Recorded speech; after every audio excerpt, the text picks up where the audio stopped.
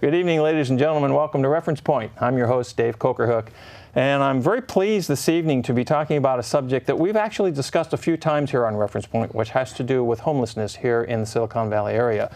And I'm pleased to have two gentlemen with me. First, immediately to my left, is Pastor Paul Baines, who's the founder of an organization called Project WeHOPE, and we're going to talk about that in your ministry in a few minutes. And with him also is Mr. Morris Chubb, who's the board chairman for Project WeHOPE. So, gentlemen, thank you for being here on Reference Point. Great to have you here. Our pleasure. Thank you for having us. The big thing that I heard about from what you guys are doing. We're going to talk about how you got into doing what you're doing here with Project WeHOPE. But the thing that I really wanted to start this conversation with is about something that Morris had mentioned to me called Dignity on Wheels. And I don't know if any of the folks out there who are watching this ever heard about that, but I'd like you, Pastor Baines, to tell us a little, what is this Dignity on Wheels program and how did it come about? We call it DOW, which is short for Dignity on Wheels. I would say about 4 years ago, our staff said, hey, we should have, be able to help the clients that don't come to our warehouse. I said, well, yes, Hurricane Katrina had the tide trucks and things of that nature. Mm-hmm. I said, that's something we could probably look at, but you have to have the mules to pull the carriage. And then Brother Morris, our board chair, said, hey, Pastor, we have this great idea, or I have this great idea about I was talking with some friends and talking with some clients, and he'll share that story because I want to take his thunder. But how about something that we can do where we can wash people's clothes and give them a shower? Actually, it started off with just giving them a shower. And I said, yeah, that would be a good idea, Brother Morris. However, we got a lot of stuff that we already got on our plate. Now, this is the board chair asking me, what do you think about this idea? And I think it's a good idea. We kind of thought about that, but I said, well, you come back with some more information and we'll see. And maybe we'll think about it, yeah. Because you were already operating a homeless shelter. A homeless shelter, right. Yes. Yeah. And that was the prime focus. And within the context of that, if I understand correctly, it wasn't just a place for people to come and stay, but you also have an educational thing that goes along with it. I don't know if that had been part of it before Dignity on Wheels or We started off as all volunteers as a warming shelter. And then we had about 12 clients. And then the following year we had about 24, and Whoa. The county heard about our good work, and they offered us a $30,000 grant. They asked us, could we use it? And I said, is this a trick question? And then I shouldn't say this, but we shamed somebody else to give it to us, another government entity to match that. Nice, nice. And your shelter is where? It's located in East Palo Alto. It's the only shelter between Redwood City and really San Jose, but there is the Sunnyvale temporary shelter that's open until the end of March. It's for the winter season, because right, but yours is year-round. Ours is year-round, and now we serve over 500 unique individual clients every single year. Wow. And we have two programs. One's the emergency program. The other one is what we call our supportive housing program, where they have to go to conflict resolution classes, anger management classes, financial literacy classes, communication classes, and about 6 or 7 other classes. Wow. And they have to do that, meaning if they're going to stay at the facility, you are expecting them to attend these classes so they can improve their situation and find permanent housing. That's correct, because it's 2 programs in the supportive housing program. In order to be that, you can be in that program, you have to stay there for 120 days maximum. Okay. You have to go through these classes. And then you're also assigned a case manager that walks you through the classes, as well as helps you to find permanent or supportive housing. Got it. Cool. So let's transition over to you now, Morris, and because this was your brainchild, I guess. So tell us about this concept. Well, I went to a meeting just about 2 years ago. It was February of 2014. And in that meeting, the church that I belong to, who is very active in the community, had a rotating shelter. And the people who came to that rotating shelter didn't have access to showers. And I'm saying to myself, like Pastor Paul, I'm familiar with these shower trailers also. I was down in San Diego when they had the fires down in San Diego. I was down there volunteering, and I knew how nice those showers were. And I said, well, why couldn't we have one of those to move in and service the people at this church, and when they moved to another church the next month, the trailer could follow them. Right. And given that it's mobile, we could hook it up to the back of a truck and take it off to one of the homeless encampments or something of that nature. That's where the idea started. Right. And in talking with people and envisioning what this could be, all of a sudden ideas came forth. People would say, well, how about laundry?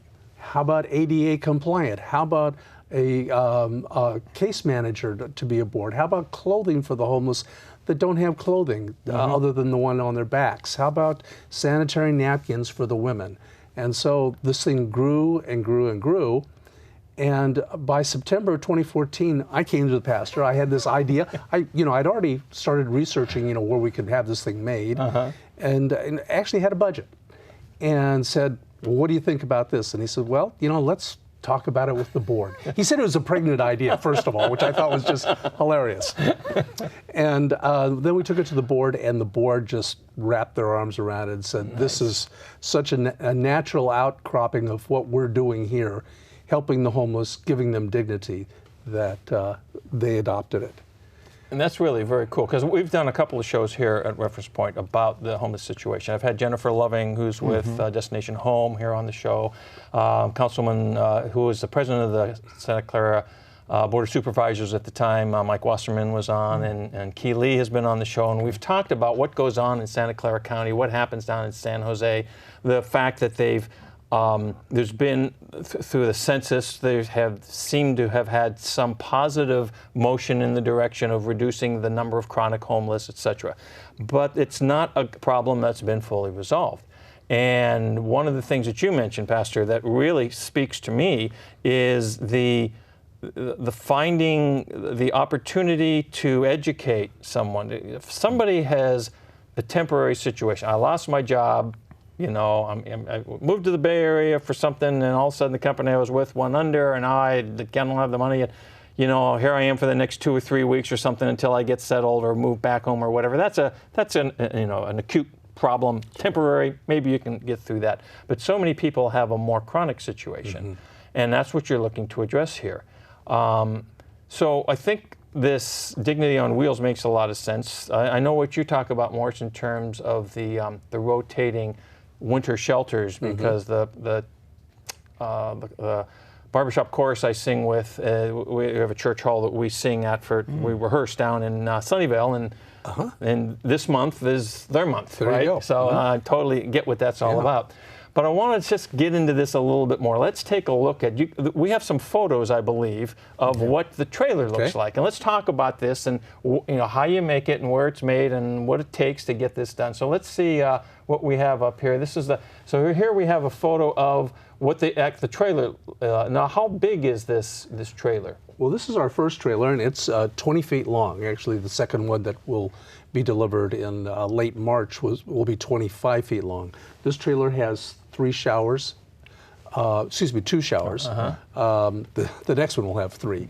One shower they're both shower restrooms, and one's ADA compliant, one's a regular shower.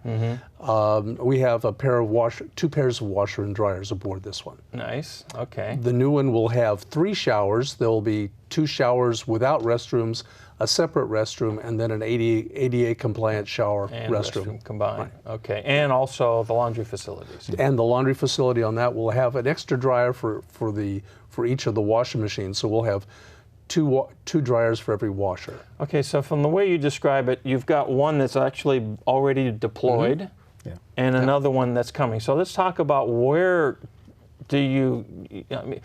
When I think about the situation, I think of the homeless situation. I think about several things. One is the kind of shelter structure where people are. That's where they're living at this point in time, and you can go to that. And then I also think about these encampments, like the one that they got rid of down in San Jose. They used to call it Jungle. Okay, and there are those sprinkled around the South Bay as well, because not every homeless person is in a shelter structure. That's right. So where do you go with the one that's deployed? Where does it go? Is there a schedule, or how does all this work? Pastor Baines, how's this work? Well, in the words of Dr. Deming, you have to kind of sometimes begin with the end in mind. And so we were looking at what are the barriers that prevent people from coming into a shelter. And so launching Dignity on Wheels was just the natural progression of things to do. You know, go to the people where they're at and help them where they are to get them where they need to be. And so in doing that, we would build what we called a launch team. And it's various other nonprofits that are part of this launch team. It's also the county, Santa Clara County Medical, as well as we have like the Downtown Streets team, we have Trinity Church, we have what we call host sites. And we're very big on process and systems. And so even before we come out to us, it's not all about just driving up to a site and, you know, everybody jumps in, gets a shower, you know, uses the restroom. No, the launch team goes out ahead of time and vets the facility. And so there's multiple facilities, and I'm happy to say we just, Mayor Sam Liccardo had reached out to us about a year ago saying he was going to launch a safe parking initiative for the homeless so they can park their cars there. And I said, well, we're not ready yet, but this is what we're going to be doing. He said, that is a great idea. I love it. And we did bid on it against a lot of other people, and we were one of the vendors that were selected. So we'll be starting that in March of this year. That's where the second unit is going to be deployed. Okay. That's where the second unit, and thanks to the Sobrato Foundation for that happening, because they paid for this whole trailer outright. The first trailer, both counties, San Mateo and Santa Clara County, also contributed along with Philanthropic Ventures. Cool. So we looked at how many people needed to be at the table who already have a passion and it's their core competency to help the homeless. And we brought them together and say, where do you think we should launch? So Project WeHOPE did not pick all the locations, even though we have the veto to, you know, say yes or no on these things. Yeah, you don't want to drive to Reading tomorrow, you know. Exactly, because we have a great demand, and believe it or not, Los Angeles has asked us to come out there, thanks to our launch that we just did on last Tuesday and Wednesday, our official launch. We launched in September of last year, the end of September, but our official launch was last Tuesday and Wednesday. Got it. And so they want us to come out. And so we built a team of other nonprofits and government entities, because my model is, none of us is as strong as all of us. Right. And so it's not our show per se. Right. It's everyone's show to help those who are the less fortunate. Right. So that's the kind of team that we've established, various other nonprofits that are already working with the homeless. So where does the first unit go? What is the geographic radius that it serves? Well, currently we are in Redwood City. We're at 4 sites. On 3 different occasions at each one of those sites, or 2 different occasions on each one of those sites. We're in Redwood City at the Redwood City Fair Oaks Community Center, and we're at Trinity and Sunnyvale, Trinity Church, right there on Matilda, and we're at the Opportunity Center in Palo Alto. And we are finalizing plans. We'll be starting at 3 other sites in a rotating shelter in San Jose, and that starts in March. But that's the second unit. That's the second unit. That's correct. Okay, That's so correct. if I understood you correctly, you have 3 sites right now that each site is visited twice a month. Twice a week. Twice a week. Yes. Twice a week. You want to shower more than once a week. Well, yeah, no, okay, got it. All right, so that's, all right. And is it like a schedule that the people in that community, the homeless people in that community know, the unit's going to be here on Thursday from 10 to 2 or something like that? How does that work? Yes, because we were strategic in doing the outreach. You know, if we're going to do this, we want to do it right, and we want to, and I hate to kind of say it, but I do say it this way, we want to get the most bang for our buck. In other words, we want to be able to serve the most amount of people with the least amount of time that we have. Yes. And so in doing so, you get champions in those communities who are already working with the homeless. So they can be coming from an encampment, or that could be a gathering spot where the homeless gather for other services. Right. And now, Dignity on Wheels is the hook. It's not the end all, but it does restore the dignity to the clients. Absolutely. We use it to connect them to other services and hopefully get them out off the street. Right. That's our ultimate goal. Very and we cool. have to partner with other people like Jennifer Loveling, like Downtown Streams, like both counties and what have you. Got it. And Home First and those types of nonprofits. So I want to talk for a few minutes. I think we've got like 11 or 12 minutes left in our discussion here today. I want to talk a little bit about how the community can maybe support this, help in this effort. Now, as I said, we've done several things here at Reference Point about this situation, and I kind of like watch it a little bit from the sidelines because it impacts every one of us, whether we realize it or not. I mean, one of the statistics that blew my mind was when they were looking at when you look at the utilization of the homeless community of emergency services against what it might cost to house someone for, it's just like it's costs less money to put someone up in a small apartment than it does to pay for the police and the fire and the emergency medical and the hospital bills and that sort of thing. So, but a lot of people just can't wrap their wits around how it is that I can personally get involved. So let's talk a little bit about what how people might be able to contribute to the motion of what you're doing with Dignity on Wheels. Morris, Sure. can you talk about that? Well, first I want to just touch on something that you just mentioned. I mean, one of the things that we had in mind was to allow the homeless the dignity of walking around in having bathed and having clean clothes on. Then they will avail themselves of the medical help that's available to them.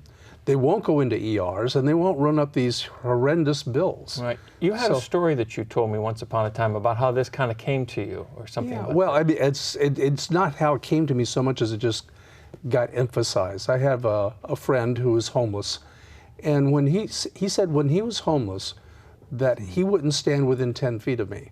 He said, I knew my effect on you. Wow. I would not stand within 10 feet of anyone. Wow. And so that disempowerment is huge. And what we don't want is we don't want the homeless to be disempowered. We want them to be empowered. We want them to be able to re-enter into society. Right. And so that's what this is all about. Got it. Okay, so how could people help?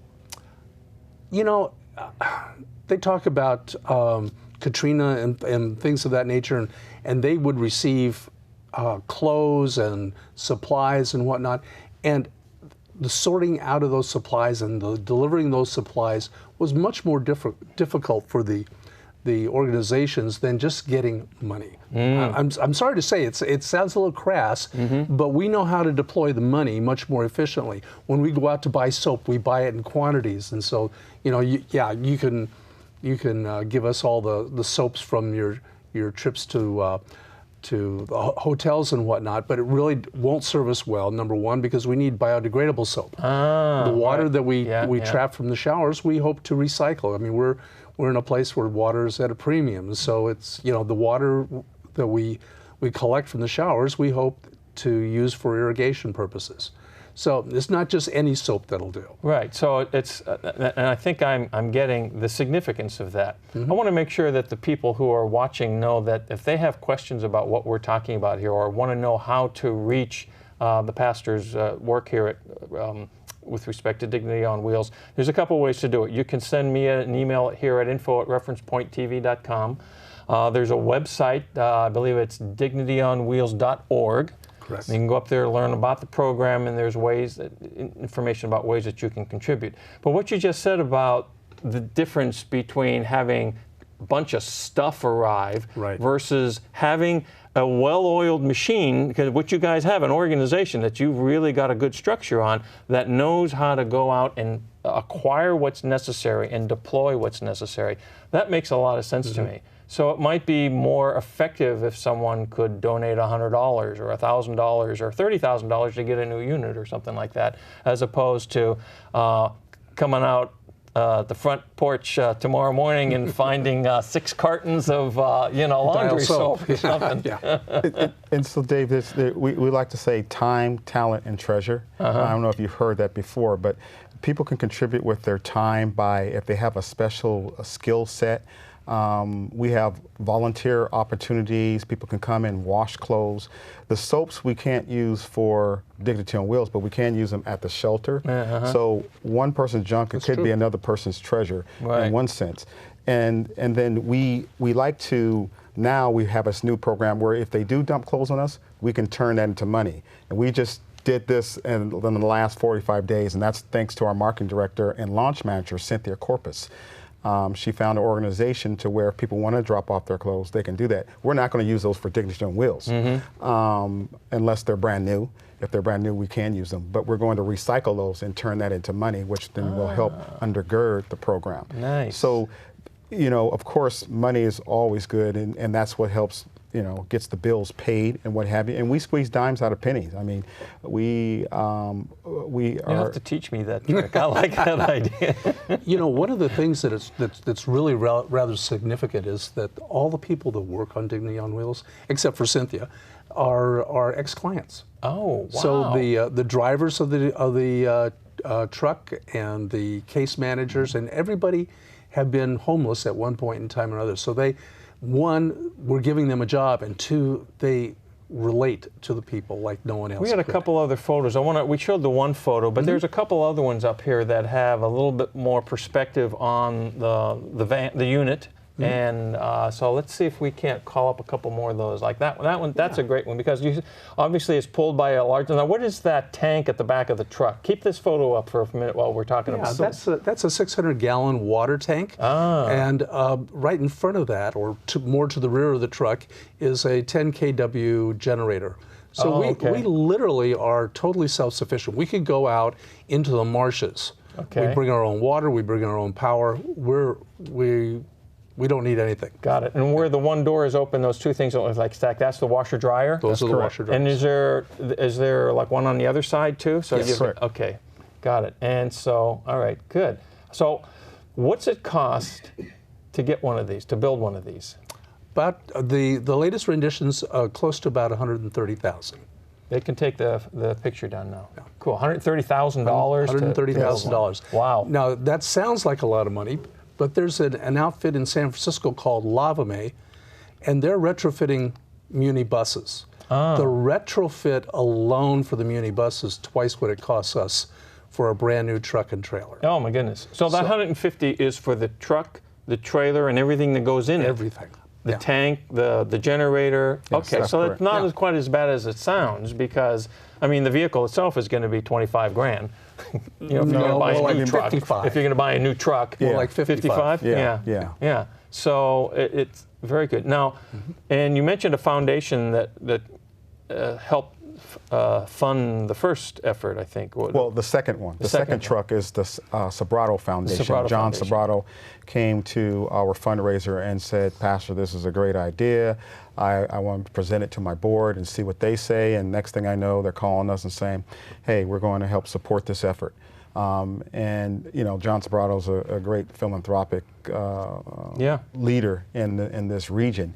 So, you know, he recognized it and got behind it, and his organization got behind it, Rick Williams being the CEO.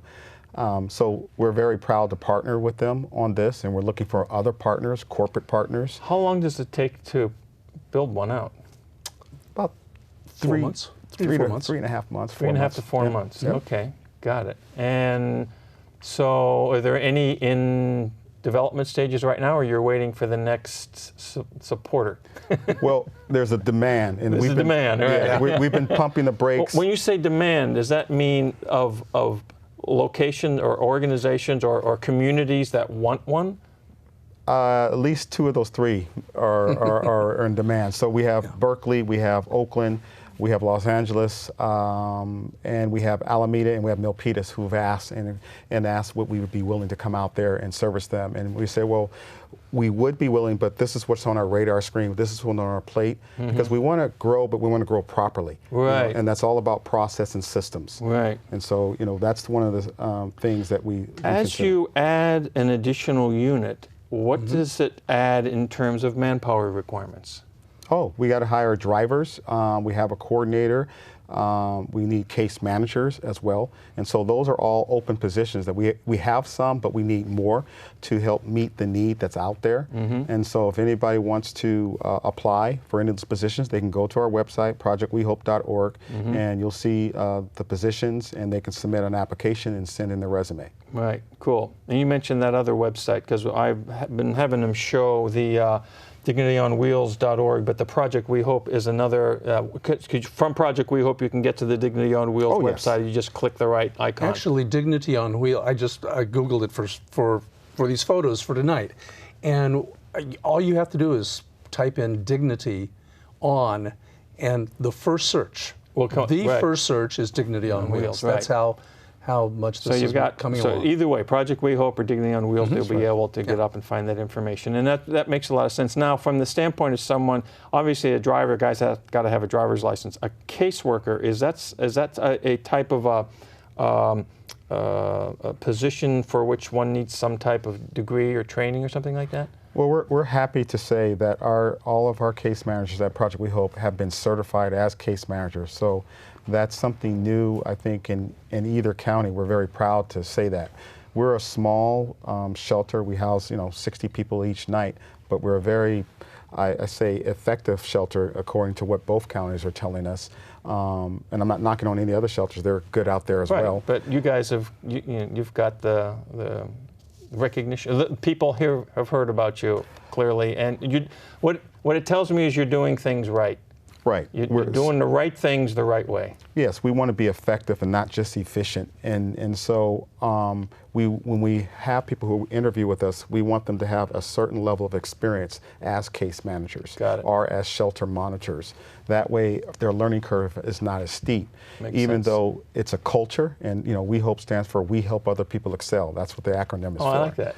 Yeah. So we want people who are passionate. The pay is not that great, right? But the heart rewards is fantastic. We've got like a minute left before we have to wrap up. So are there any last pieces of data or questions or things you want to tell the people that are watching more? So we'll start with you. Well, you asked if there are any more in the pipeline, and I had a conversation last week with two of San Mateo County's councilmen, and one turned to the other and says, "I really want one of those on the coast side." And the other one said to him, he says, "Well, you know what it takes, don't you?" And the reply was, "Yeah, money, but I don't have enough in my pocket." Right. And he said, "Well, I guess we're going to have to go look for some." There you go. And so the two of them, they realize the need for more of these. My vision is for 3 or 4 per county. Fantastic. There's enough need around for that. And you've got about 15 seconds for your last comment, Reverend. Well, I would say if you have skill sets in the industry of laundering, we need help, or working on trucks, working with on building maintenance and things of that nature, we could use your services. You could use your assistance. Well, fantastic. Gentlemen, thank you so much for being here. I really appreciate this. This is fabulous. And ladies and gentlemen, this has been incredible. Please pay attention to what you've heard here. Go up online, visit the Dignity on Wheels website, and do what you can to help out, because this is a fantastic project. Gentlemen, thank you very much. Thank you, Dave. Ladies and gentlemen, we'll see you next time on